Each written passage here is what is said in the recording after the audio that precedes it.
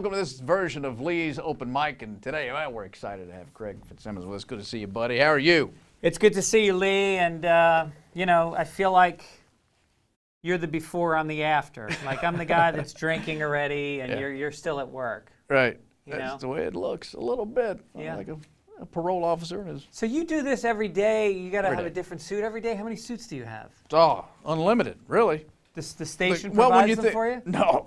No, well, it's my coin. Really? Yeah, I don't get a deal.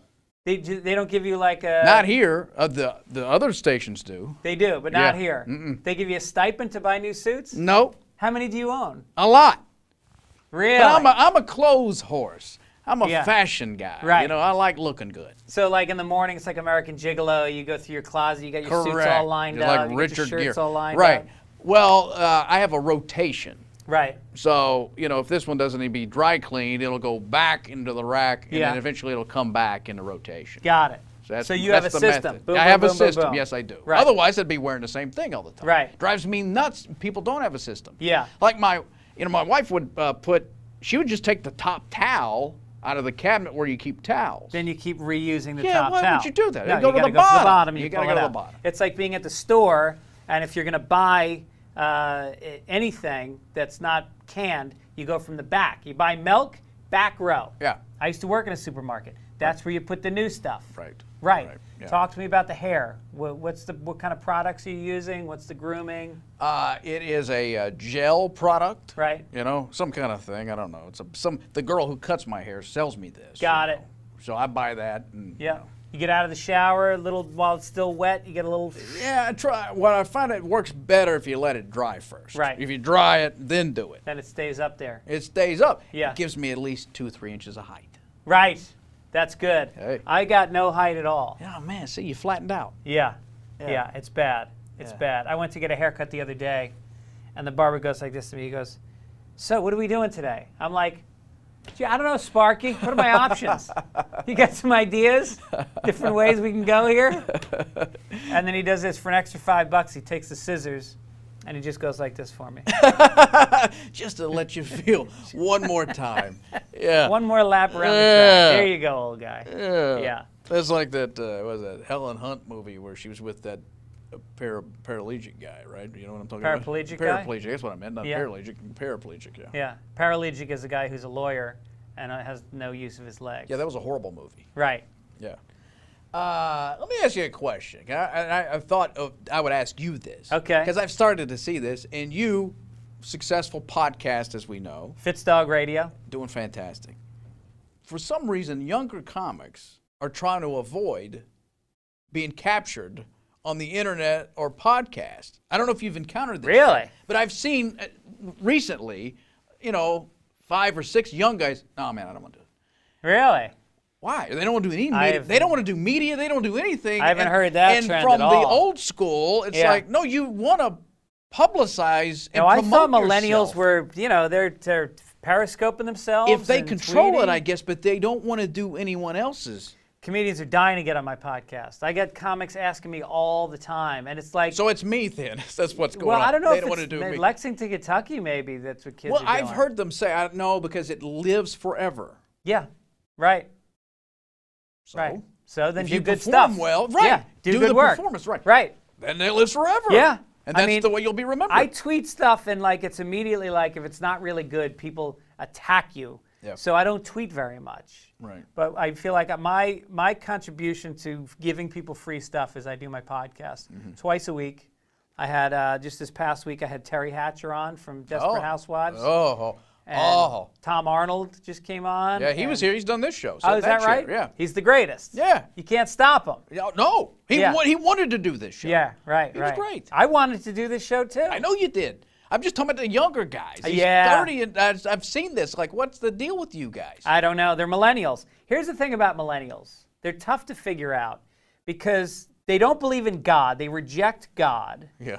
But at the same time, they will go on their phone and swipe right to go meet a total stranger, and they'll get there by taking a car that's driven by somebody who's not certified and then have sex in an apartment that's owned by somebody neither one of them own. No.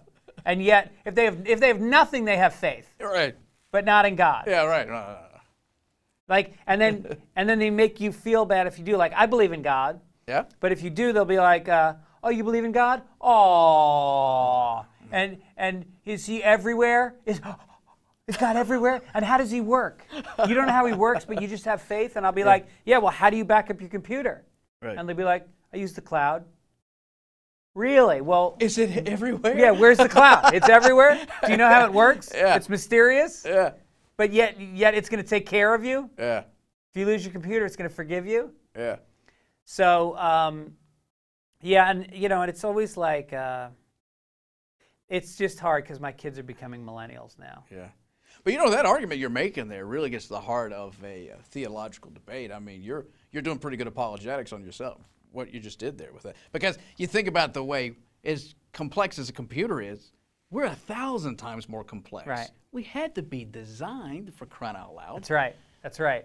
Yeah. We had to be. I know. And then you think about what we've figured out on computers changes constantly, whereas there's no update here. Right. We figured it out. Somebody figured it out. Yeah. And I'm not subscribing to any one religion. I just think you have to acknowledge something is making this microphone make noise so you can watch it and listen, and you don't know how.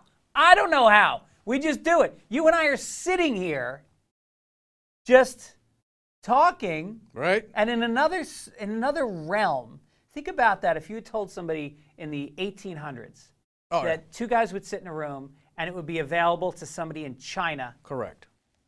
At the same time. There's no way they could conceive it. No. It wouldn't make any sense. No, so they'd burn a witch and move on with their day. That's right. Who were, you're probably tired of going over this, but who were some of your influences when you Bill were... Cosby and Louis C.K. Yeah. Not growing up, I mean, but Bill Cosby maybe. Sure. Yeah, I have all his albums. I used to collect comedy albums. Yeah. And he's just the best storyteller and the funniest guy. And now he's like one of the most wretched human beings that we know of. How does that affect your prism of looking at his work now? I started doing his jokes on stage because he stopped touring. And I said, well, this is a waste. This is perfectly good material, but nobody's ever going to hear it again? Well. And I said, what better way to punish this guy than to steal the thing that's most precious to him?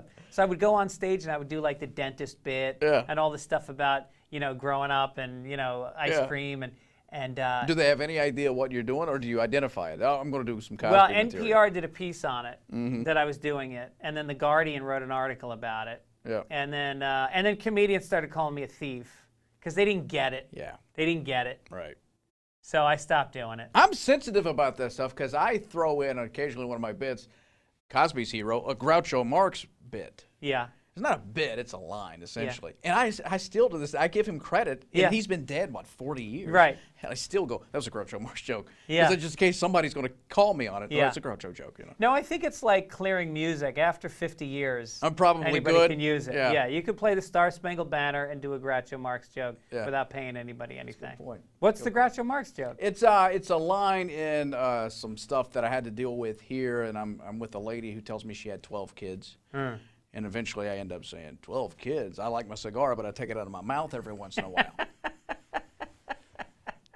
That's from the radio show, You Bet Your Life. Oh, yeah, right. Some lady came out, and they cut that, I think. But of course they did. Yeah.